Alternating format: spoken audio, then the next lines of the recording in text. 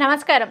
August 25 నుంచి September 18 వరకు కన్యా రాశిలోకి శుక్రుడు మరియు కేతువు ఈ రెండు గ్రహాలు కలవబోతున్నాయి కాబట్టి మరి ద్వాదశ రాశుల్లోని 12 రాశుల వారికి ఏ విధంగా ఉండబోతుంది, మరి వారికి శుభ అశుభ ఫలితాల గురించి తెలియచేయడానికి ఈ రోజు మనతో పాటు ఉన్నారు ప్రముఖ జ్యోతిష మరియు వాస్తు పండితులు బ్రహ్మశ్రీ డాక్టర్ నాయకంటి మల్లికార్జున శర్మ గారు.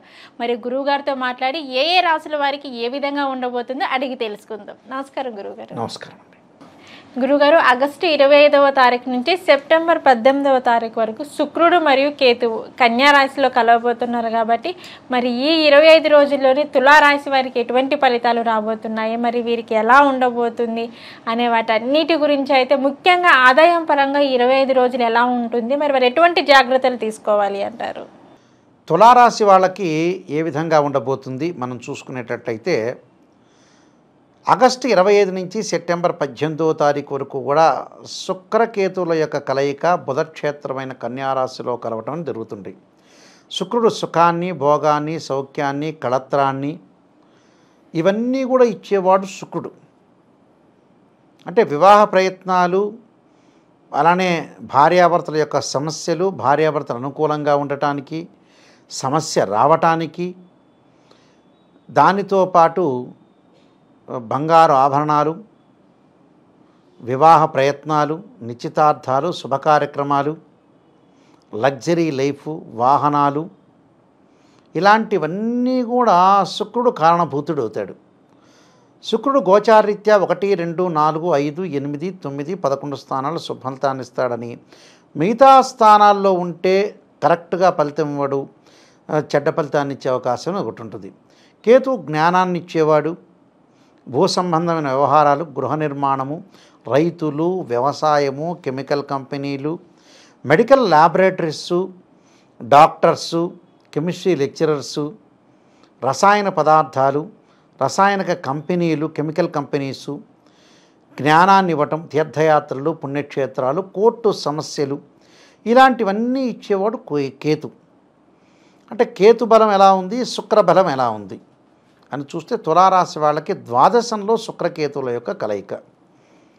ద్వాదశంలో శుక్రకేతువుల యొక్క కలయిక వల్ల ఏ విధంగా ఉండబోతుందంటే ఆర్థిక పరంగా ఆదాయం అనేది పెరుగుతుంది, కానీ ఖర్చులు కూడా పెరుగుతాయి. అంటే కొంతమందికి ఏంటంటే ఖర్చులు పెరుగుతుంటాయి. ఆ ఖర్చులు ఎందుకు పెరుగుతాయి అంటే వాట్ ఈజ్ ద రీజన్ అంటే ఈ తులారాశి వాళ్ళు పిల్లల యొక్క చదువు పట్ల, అమ్మాయిలు వాళ్ళ యొక్క పిల్లలు ఎవరైతే ఉంటారో ఇంట్లో కూతుళ్ళు కానీ కొడుకులు కానీ ఉంటే కొడుక్కి సంబంధించిన చదువు, కూతుళ్ళ యొక్క చదువులు, వాళ్ళ యొక్క పెళ్ళిళ్ళకి ఖర్చు చేసే అవకాశాలు ఎక్కువ ఉంటాయి. అంటే ఉద్యోగపరంగా ఇబ్బందులు ఉండవు, ఉద్యోగపరంగా, ఆర్థిక పరంగా, ఆదాయపరంగా వాళ్ళు బాగానే ఉంటారు. కానీ ఆదాయం కంటే కూడా ఖర్చు ఎక్కువ పెరిగిపోతుంది. అంటే ఖర్చు పెరగడానికి కారణం ఏంటంటే డెవలప్మెంట్ ఉంటారు, అధికారుల యొక్క అనుగ్రహం ఉంటుంది, అన్నీ ఉంటాయి. కానీ శుభకార్యక్రమాల నిర్వహణకి మాత్రమే ఖర్చు అవుతుంది. ఏ తండ్రైనా పెళ్లి చేయాలి, కొడుకు చదువుకోవాలి, ఆడపిల్లలు కానీ మగపిల్లలు కానీ చదువుకోవాలి, ఎడ్యుకేషన్ పరంగా డెవలప్ చెందాలి, వాళ్ళ యొక్క పెళ్ళిళ్ళు చేయాల్సిందే, తప్పదు అది. ఎందుకంటే అది తండ్రి తల్లి బాగుండాలి అని అంటే ఏమిటంటే పిల్లలు బాగుంటేనే తల్లిదండ్రులు బాగున్నట్టు, వెల్ అండ్ గుడ్ అంతే. అంటే మనకి శాస్త్రంలో శరీరంలోంచి ఆనందధాతు హృదయంలోంచి కదిలితేనే సంతానం పుడతారని అర్థం. అంటే సంతానం సంపత్ప్రదం అంటారు. మనం ఎక్కడికైనా వెళ్ళినా కూడా మీకు పాత రోజుల్లో మీకు ఆస్తిపాస్తులు ఏమున్నాయి, ఎసెట్స్ అనేవాళ్ళు అడిగేవాళ్ళు కాదు. ఇప్పుడు అడుగుతున్నారు ఆస్తులు కావాలి. కానీ సంతానం అనేది చాలా ముఖ్యమైనది. పాత రోజుల్లో 70లో 80లో 90లో ఆ ప్రాంతాల్లో మీకు ఎంతమంది పిల్లలు అడిగేవాళ్ళు, పెళ్ళయిందా, పిల్లలు ఎంతమంది, నీకు ఎన్ని కోట్లు ఆస్తుంది, ఎక్కడెక్కడ ఉంది అని అడిగేవాళ్ళు కాదు. అంటే సంతానం సంపత్ప్రదం అంటారు. సంతానం అనేది సంపదకి మూలం. అసలు డబ్బు కంటే కూడా ఒక తక్కెడలో వేస్తామనుకోండి, త్రాసులో వేస్తే పిల్లలే, నీ 100 కోట్లు ఉన్నా కూడా ఆ పిల్లలకి ఈక్వలేషన్ కాదు, సమతుల్యం కాదు. ఏదో దీని పేరు ఏం పేరు ఉంది.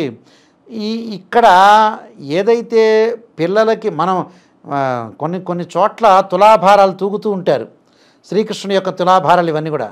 కానీ మన 1,00,000 కోట్ల అప్పుది 1,00,000 కోట్ల రూపాయలు డబ్బులు తీసుకొచ్చి ఆ తక్కెడలో వేసి ఒకవైపు పిల్లలు పెట్టినా ఆ 1,00,000 కోట్లు వేస్టే వీళ్ళ ముందు. అంటే పిల్లల యొక్క ప్రయారిటీ ఎక్కువగా ఉంటుంది. మనం ఏ డబ్బు సంపాదించాలన్నా, జీవితం అనేది డెవలప్ చెందాలన్నా కూడా పిల్లలు ప్రయారిటీ. అందులో పిల్లలకు ఖర్చు చేయడంలో తప్పే ఉంది? అది అసలు నిజంగా ఎక్స్పెండిచర్స్ అనేది కాదు. అది మంచిదే, మంచిదానికి నువ్వు యూజ్ చేస్తున్నావు, మంచిదే కాబట్టి అక్కడ అనుకూలంగా ఉంటుందని అర్థం. ఉద్యోగంలో మార్పిడి జరగడం, స్థానచలనం ట్రాన్స్ఫర్ కావటం, మానసికంగా ఒత్తిడి, రుణబాధలు తగ్గించుకుంటారు. రుణబాధలతో పాటు పెళ్లి ప్రయత్నాలు ఏదైతే చేస్తావో అవన్నీ అడ్డంకులు వచ్చే అవకాశాలు ఉంటాయి. తొందరగా రావు, లేటు జాప్యం జరిగే అవకాశాలు ఎక్కువ ఉంటాయి. బంధుమిత్రులతోటి విరోధ భావాలు, స్నేహితుల యొక్క బంధువుల యొక్క సంబంధాలు కలుపుకోలేదని వాళ్ళతో అటాచ్మెంట్ తగ్గే అవకాశాలు ఉంటాయి వీళ్ళకి. మా అమ్మాయిని ఇస్తాం, మా అబ్బాయిని ఇస్తాం అని బంధువులు చెబుతుంటారు కదా, వాళ్ళు కొంతమంది ఒప్పుకోరు, అంటే అగ్రీ కాకపోవటం వల్ల కొంత గొడవలు, డిస్ప్యూట్స్, మాట్లాడుకోకపోవటం, ఇలాంటి ఇన్సిడెంట్స్ జరిగే అవకాశాలు ఎక్కువగా ఉంటాయి. అంటే వీళ్ళు ఇంక్రీజ్ అవుతుంది, మనీ అనేది ఇంక్రీజ్ అవుతుంది, కానీ ఎక్కడొక్కడో చోట ఎక్స్పెండిచర్స్ అనేవి పెరుగుతుంటాయి. అలాంటి వాటికి కొంత మంచి పనులు చేసేటప్పుడు డబ్బు నష్టమైనా కూడా పర్వాలా, అది నష్టము అనకూడదు, లాభమే అని అర్థం. పిల్లలకు చదువుకి ఇంపార్టెంట్, అమ్మాయి యొక్క పెళ్ళికి చాలా ఇంపార్టెంట్ కాబట్టి బంగారు ఆభరణాలు కొనుగోలు చేస్తారు, రుణబాధలు తగ్గించుకుంటారు. ప్రయాణాలు చేసేటప్పుడు మటుకు కొంత అప్రమత్తంగా ఉండాలి, అతివేగం అనేది పనికిరాదు. మిస్హ్యాప్, ప్రమాదాలు జరిగే అవకాశాలు ఉంటాయి. అలా నీటి మీద, అలానే సముద్ర స్థానం కానీ తీర్థయాత్రలు చేసేటప్పుడు అగ్నికి సంబంధించిన విషయాల్లో జాగ్రత్త ఉండాలి. అంటే కుజవత్ కేతు అంటాడు, అంటే కుజుడి విషయంలో కొద్దిగా ప్రమాదాలు, దగాదాలు, కోర్టు సమస్యలు, అంటే ఎవరితో ఉన్న మధ్యవర్తిత్వం అనేది పనికిరాదు. ఆ మధ్యవర్తిత్వం అంతా కూడా గొడవ జరిగి కోర్టులకి, పోలీస్ స్టేషన్లకి వెళ్ళే అవకాశం అనేది కలగజేసుకోకూడదు. విదేశాలకి కొంత ప్రణాళిక చేస్తుంటారు కానీ అంత అప్డేట్ కాదు. విద్యార్థులు చదువు పట్ల ఆసక్తికరంగా చూపించుకొని ముందుకెళ్ళటమే మంచిది. వివాహానికి చేసుకునే వ్యక్తులు ఎవరైతే ఉంటారో సంబంధాన్ని కరెక్ట్గా ఆలోచన చేసి ముందుకు వెళ్ళండి. ఎందుకంటే ఏదో ఇంకా బాగున్నాడు, మా అబ్బాయి మంచిది, మా అమ్మాయి మంచిది, ఇంద్రుడు చంద్రుడు ఇవన్నీ చెప్పటం కాదు. ఈ పొగటం వల్లే సర్వనాశనం అయిపోతుంది దేశం అంతా కూడా. నిజాన్ని, నిప్పు అనేది నిప్పు లాంటి నిజాన్ని తెలుసుకోవాలి, జాగ్రత్త పడాలి. ఒక సంబంధాన్ని ఇచ్చేటప్పుడు కూడా అందరితో 10 మందితో చర్చించాలి, కొంత జాతకాలు చూపించుకోవాలి, ఇవన్నీ చూసుకొని ముందుకు వెళ్ళాలి. అంటే చూసుకోకుండా కొంతమంది ఏంటంటే ఇలాంటి వేషాలు వేస్తుంటారు చాలామంది కూడా.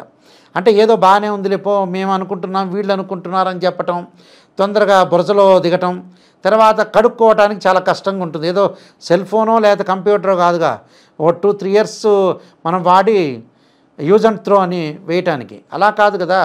లైఫ్ లాంగ్ రన్లో ట్రావెల్ చేయాల్సిన వ్యక్తులు వీళ్ళు, చాలా కేర్ తీసుకోవాలి. మనకి ఎన్ని సంవత్సరాల పాటు ఒక మనిషితో ట్రావెల్ చేసినా ఆ మనిషి యొక్క వ్యక్తిత్వం తెలియదు, ఆ వ్యక్తి కూడా మారిపోవచ్చు. ఓకే గురుగారు, తులారాశి వారు వచ్చేసి మరి మీరు ఎటువంటి జాగ్రత్తలు తీసుకోవాలి అంటారు? మరి మీరు ఎటువంటి పరిహారం చేసుకుంటే మరి వీరికి ఇంకా బాగుంటుంది అంటారు? అమ్మవారి యొక్క ఆరాధన చేయాలి శుక్రవారం పూట. అంటే కాత్యాయనాయుధే కన్యాకుమారి ధీమే తన్నో దుర్గి ప్రచోదయాత్ అనే మంత్రాన్ని, అలానే అమ్మవారి యొక్క కుంకుమార్చన చేయటం స్త్రీలు, ముఖ్యంగా మనకు శ్రావణ మాసం వస్తుంది, వరలక్ష్మి వ్రతాన్ని చేయటం, శుక్రవారం కూడా భగవంతుడి యొక్క ఆరాధన చేయటం, శరీరంలో భయం తొలగటానికి ఆంజనేయ స్వామి యొక్క ఆరాధన చేయాలి మంగళవారం పూట. ఆంజనేయాయుధే వాయుపుత్రాయుధీమే తన్నో హనుమత్ ప్రచోదయాత్ అనే మంత్రాన్ని, ఆంజనేయ స్వామికి తమలపాకుల పూజ చేయడం చాలా మంచిది. ఈ రెండు కూడా నేను చెప్పినవి పాటిస్తే చాలా మంచి జరిగే అవకాశం ఎక్కువ ఉంటుంది. ఏదైనా భగవంతుడి యొక్క ఆశీర్వచనం చేయాలి. మనం చేసే పని ఎప్పుడు కూడా మంచిగానే ఉండాలి, 10 మంది మెచ్చేటట్టు ఉండాలి. ఒకవేళ మెచ్చినా మెచ్చకపోయినా దేవుడు మెచ్చితే చాలు. ఎందుకంటే మనం చేసే పని అందరూ మెచ్చాలని రోజు దగ్గర శత్రువులు కూడా ఉంటారు కదా, వాళ్ళు మెచ్చకపోవచ్చు. ఆ మెచ్చలేని వ్యక్తులు కూడా ఉంటారు, కుళ్ళు ద్వేషాలతో ఉండే వ్యక్తులు కూడా ఉంటారు. సరే, వాళ్ళతోటి మనం పనే లేదు, భగవంతుడు మెచ్చితే చాలు, మనం చేసే ధర్మాన్ని మనం కాపాడితే చాలు, 100% భగవంతుడి యొక్క ఆశీర్వచనం వస్తుంది. ఓకే గురుగారు, తులారాశి వారికి వచ్చేసి మరి ఎటువంటి ఫలితాలు రాబోతున్నాయి, మరి వీరు ఎటువంటి జాగ్రత్తలు తీసుకొని ఎటువంటి పరిహారం చేసుకుంటే వీరికి బాగుంటుంది అనే వాటి గురించి అయితే మాకు తెలియజేశారు. ధన్యవాదాలు గురుగారు. నమస్కారం.